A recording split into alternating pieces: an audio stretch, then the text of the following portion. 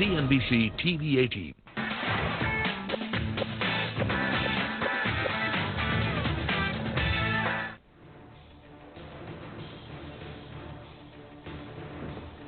Hello and welcome to Big Deal. Now, SBI Cards IPO is going to be a big fundraising that we are tracking today on the show. It's set to get a market cap of about 70,000 crore rupees on its listing. The IPO opens on 2nd of March, and I have with me the full team at work at SBI Card to address all the queries you may have as an investor to take the right call on your investments in this particular company.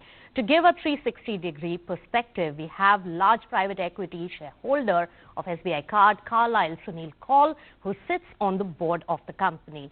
From the parent company, SBI, we have Dinesh Khara and Hardayal Prasad, the MD and CEO of SBI Card, is also in the studio with us. Thank you so much, gentlemen, for joining us. And of course, you've done a lot of road shows and you've spoken to most of the investors. So our aim will be to get some answers to unanswered questions so that the investors can take an informed call on its investments. And also the market dynamics have changed overnight for all of us. Now, coming to you first, Mr. Kaul, you haven't spoken on this particular listing at all. You're a large investor. And yes, in the private equity world in India, you have made a phenomenal return in this particular investment of yours. 2,000 odd crores of investment and 20,000 crores worth of the same assets in a matter of few years. What really clicked according to you, and how do you see the growth trajectory going forward, because you'll still stay invested in the company? Well, look, this has been a good investment for us, and we're obviously, happy with the performance.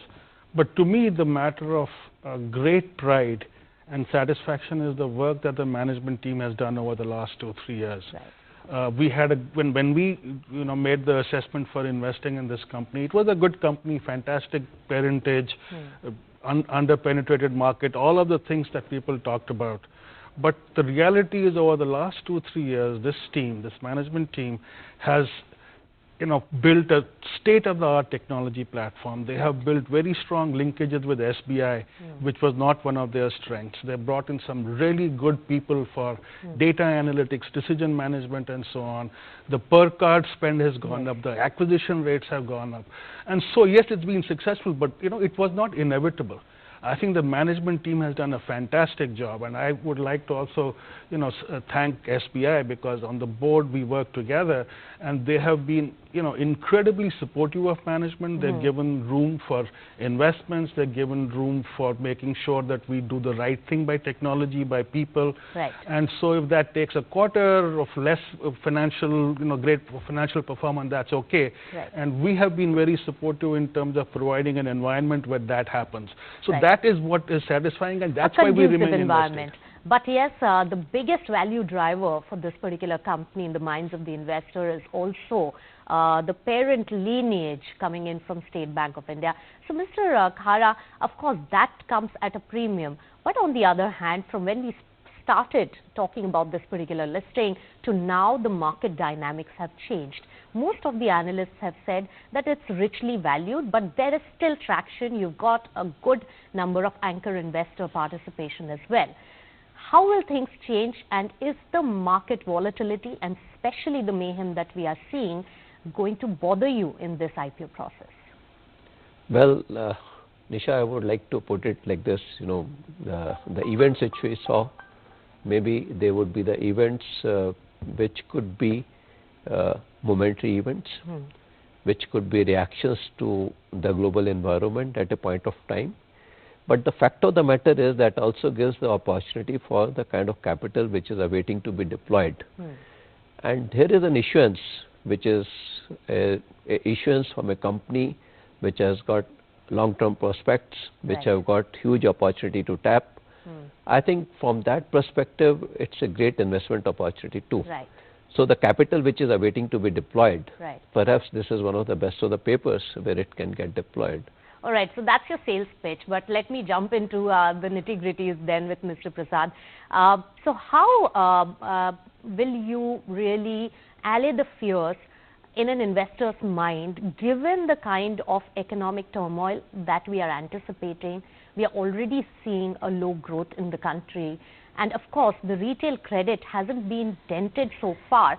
But if job creation is not happening, in economics take a hit, and also consumption has already taken a hit, the demands are low, how would you say that the pure play cards business, which is 100% unsecured business, is going to do well in future? The retail usually gets affected almost about 9 months to 12 months after the industry, the economy goes down. So, well, that obviously there could be some issues regarding that. However, we strongly feel that credit card penetration in India is very, very low. Yes. And the opportunity in Tier 2 and Tier 3 cities is so high that this kind of growth will continue for quite some time. You have not been able to meet the aspirations of the Tier 2 and Tier 3 people. If you look at the penetration of the POS terminals from 1.1 million, they are about at 4.3 million. Right. You look at the e-commerce boom that is taking place. So I think what is happening today is that there are a lot of people who want credit card. If you compare it with just 3%, 3 cards for a population of 100, and if you compare with Australia at 88, Singapore 155, Right. UK at 94, you can well imagine the digital boom that has come after the demon. This can very easily ride and continue for quite some time. When you're talking about the digital boom also, Mr. Prasad, and this is just an analysis that I am anticipating, is that, digital world is moving very fast. In technology, we have seen things get completely obsolete over a matter of very few years. The cycles are also much shorter in the digital space. Now that we have entered the financial services in the technology world, do you think some of the products can also get obsolete very fast? And you have big competition coming in from payment banks, wallets, and many other products and players as well. How will you de-risk your business from those competitions? Credit card is a totally different business that in comparison to the UPIs, the PPIs, the e-wallets that you're talking about, and the competitors. Right. These are very, very good products to actually make you digitally savvy. These are products which are more often run on P2P engines. They're small denomination. They move only the remittance kind of business is moving it. We are in a P2M space, Right. and P2M is a little complex space that you work Right. in. It's a far superior product that you are. It's an aspirational product. So we strongly feel that these are absolutely great grounds to prepare a customer to graduate at some stage for a credit card.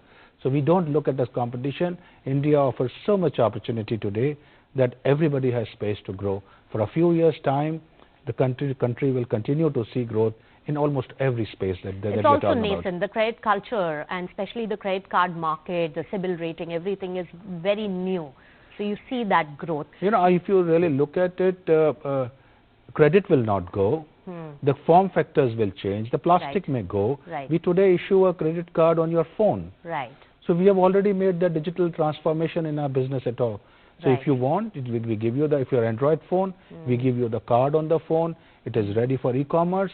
It is ready for tap and go. So I think Right. we are already there in terms of the technology shift that you are seeing. Right. So, Mr. Kaul, you have an overarching view of the entire Asia-Pac region when it comes to the financial services space. How do you see something like an SBI card positioned, and in comparison with some of the peers in that particular space, and in terms of the penetration levels and the potential in India? Look, I think, the credit card industry actually in India is quite early stage compared to most of the Asian markets, with a few exceptions like maybe Vietnam and Indonesia and so on.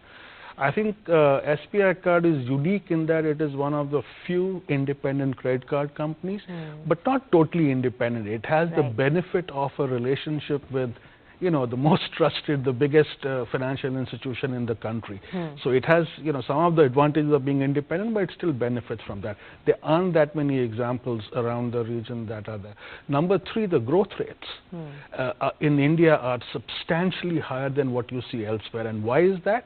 That's because I think this country, after going through a crisis around unsecured loans, a number of years ago, built really good bureaus. The consequences of, not being good with your credit are high. In many markets, that's not true. The the database is much cleaner, etc. So I think India is a far more sophisticated market compared to many of the emerging geographies within Asia. And so there are clearly opportunities elsewhere also. I'm not saying India is the only market, but I think SBI Card is remarkably well positioned because of its parentage, because of the ecosystem in which it operates, because in tier 2, tier 3 cities, SBI is the #1 brand, and that there was a problem in the past because of the acceptance infrastructure. You didn't have enough POS machines. Now, more machines are coming. Number 2, e-commerce is coming. You don't need POS machines for e-commerce, right? So I think it's a substantially different story, and got miles to go before you can hit any kind of a slow growth. So how long are you going to sustain with this company if it has miles to go? Because the other bit is that there could be an overhang on the stock even post-listing, because you will hold a substantial amount of stake, and then there will be an overhang of you selling off at some point. What is your sale exit plan in this particular counter, and how soon after the listing will you want to capitalize and monetize on it again? Look, we love this company, okay? For us, this is one of the, when you look at where to invest, there aren't that many opportunities which have the same runway, the same potential, the same parentage, the relationship we have built, together. So this is big deal for us. Right. Sorry Therefore for the pun, right? deal. Yeah. But so as of now, we had no discussions on when we might leave or whatever. It's too premature. We are very happy to be invested, and we are not short term. So I don't really care what happens next quarter or next month or this or that. We are there to be supportive to the management. We really enjoy and respect the partnership. So are you ready to also say that anchor investors will have a lock-in period for 1 year? Are you ready to also say that you will not sell for at least 1 year? Absolutely. We are required to, so that's an easy one. Yes. Okay. No, in this year required to. All right. So 1 year there is no overhang. Post that you will figure out your trajectory in terms of the sale aspect. But Mr. Khara, the daunting task is on the State Bank of India. There are two sides of this coin. First, of course, is that the parent lineage is one of the very big driving force behind SBI Card. But on the other hand, the street also is very wary of the PSU culture setting in SBI Card, which is considered more of a private kind of an ecosystem. Now, with an HR personnel coming in and joining from SBI into SBI Card very recently, can one question that the culture is set to change and the dynamics between the two companies are set to change now? Well, I would like to respond back on this particular question. It's a very interesting question which you have put across to me. Well, when it comes to giving a color that, it's going to be a PSU culture simply by putting a person who is heading the HR function, right. I don't really think so. Right. Why I'm saying that? Because the company has got a whole lot of professionals who are hired from the market. Right. They are hired on the market terms. Right. We are not only offering the market terms, we are also offering them even ESOP kind of advantages also. So I think the professional atmosphere in the organization will continue irrespective of the fact whether a person who is heading HR function is from the public sector or from the private sector. And what about management? That is actually the DNA of the company. It is actually more private, more professional DNA which the company and has. with a large private equity involved as well. Yeah. But what about the management continuity? Well, as far as the management is concerned, as a matter of practice, in all our companies we have got a system of sending people from within the bank. Right. They go there for about 3 to 5 years time. Right. And also we look at it the other way around. We see that it's also an opportunity for our guys to get groomed in a private sector environment and come back to the bank and create value. Right. So that how is something. long is Mr. Prasad going to stay? I mean, what is the surety of that? Well, that is what I'm trying to ask. I would say that he will complete his term in the company, and even if when he completes his term, we have got enough bench strength which will come and run the company, and that is something which we have seen and practiced in all other companies, and where we have seen significant value creation has happened over the period of time. All right. So we are quite confident that this model has got no flaws. All right. This model has no flaws, comes in from State Bank of India, but I have more questions about especially the relationship between the private equity investor, the parent company, and the company which is out there and is on a beauty parade for listing. So we'll get all those questions answered from the management and the private equity investor on SBI Card, but in a short while. Take a break on Big Deal.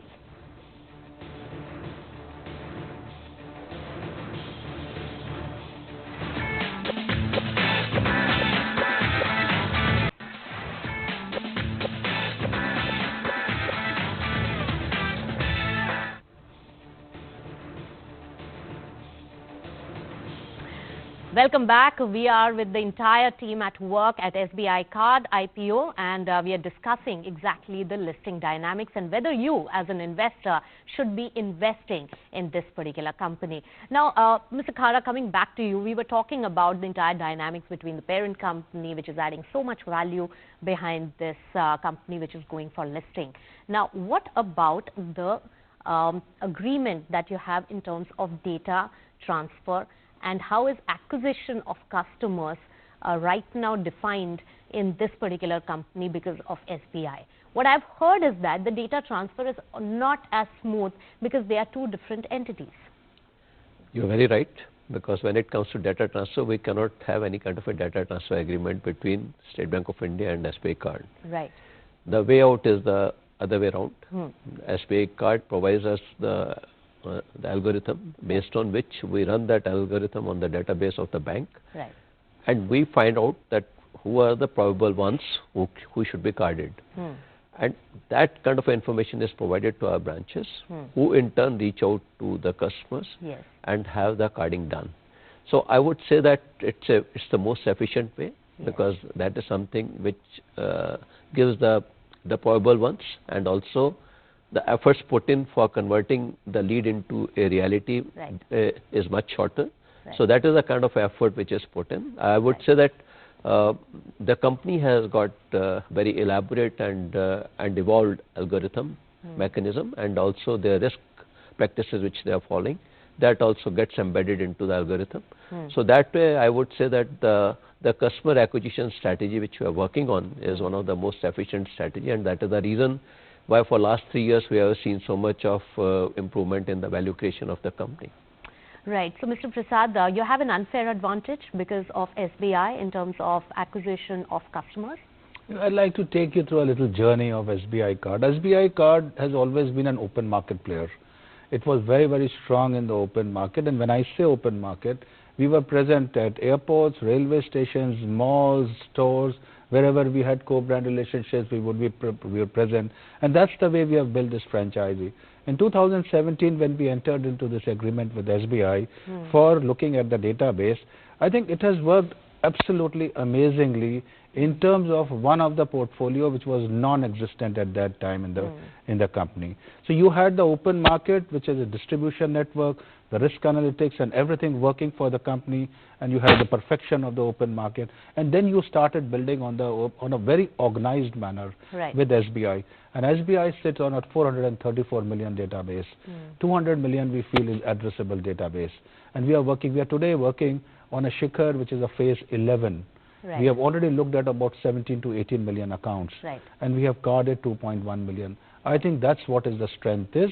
The portfolio that was non-existent in an organized manner today runs very efficiently, and I think the bouquet of products that we have provided is absolutely nobody can offer that kind of product. It's sounding like a sales pitch. I want to know only one thing. How easy is the transfer of data? How much do you capitalize on it vis-a-vis your other competitors? There is no data transfer that can take place because of customer privacy issue. The data rests with State Bank of India. The data, after actually having a look at it through the data analytics, is pushed to the branches. The branches there, after the OTP and the regular process, taking a wet signature from the customer consent for transferring the data, only if the application is inputted, that the data transfer takes place only of the fields which are necessary for the card. No data can transfer as per the regulatory norms. So does your relationship change with the company in any form post the listing in terms of the share, the data and the overall agreement? No, not at all, because as we stay invested in the company and we will have 70% stake in the company. That is one. Second part is that from the bank we don't offer the credit card as a product. Right. So if at all we have to have a complete bouquet of product offering for our customers, right, we have to have the credit card. And that what about the subsidiarization issue with the RBI? Does it run the risk of that, because RBI has been now giving a stance that subsidiarization of banking activities is less, in favor, and has been stopping many other companies as well. So what risk does this company run because of that stance by the RBI? I don't expect any kind of a risk, because for the obvious reason that this company, when it got incorporated, it was with the very clear permission from Reserve Bank of India. They have also got a license from Reserve Bank of India, and it's a part of the scheme of things which are already obtaining in the bank and the group. Right. So I don't expect any kind of a challenge on that. So Mr. Kaul, as an investor and you sit on the board, what is it that you add to the company? What is your level of involvement as a large player? Look, fundamentally the company is run by management. Okay. What we do in this company, as in any other company when we sit on the board, is to provide an environment where we give, as I said earlier, the management team the resources, the investment dollars and the time, right, to make the changes that will make a difference. Right. So we have had the privilege of working with SBI to make sure that we provide that kind of an ecosystem. Right, right. We provide the investment dollars.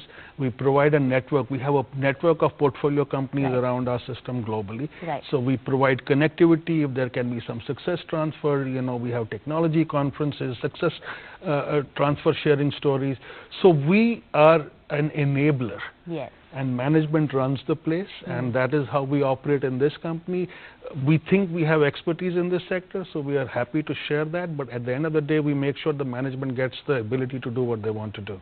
And since we have the advantage of you being in our studio, Mr. Kaul, how do you see the overall financial services space in the country, which has suffered a lot, especially from the NBFC side, coming in more from real estate infra? How do you see at this point the space developing? Look, there's no question that the sector is facing challenges. Financial services sector is sort of a microcosm of what's happening in the economy, and you can't do better than the economy, and there are headwinds in the economy. You mentioned infrastructure, real estate sectors, NBFCs, they are facing stresses. So there has been a level of stress in this system, right, and it has to work itself out. I think the government has done some good things, right, and we hope that they will make a difference. Recently, RBI also came and provided some relief, and so this, and there are obviously global issues also, the trade. Does it make for an investment destination at this point in your mind? I think it does. You know why? Because the fact of the matter is we should also focus on what has not changed. What has not changed for anybody who's looking beyond the next quarter or the quarter after that and has a longer term horizon is the consumption story is intact.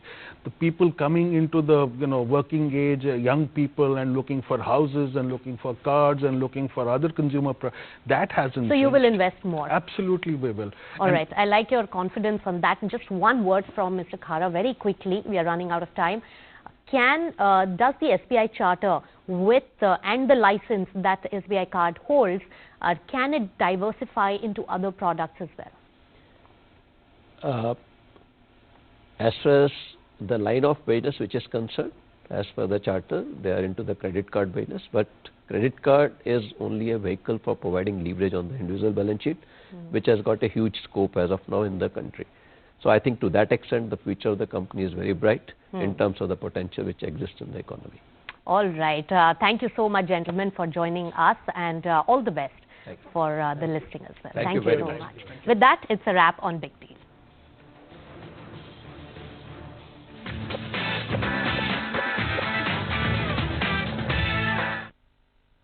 RBL Bank, celebrating over 7.5 million customers across India.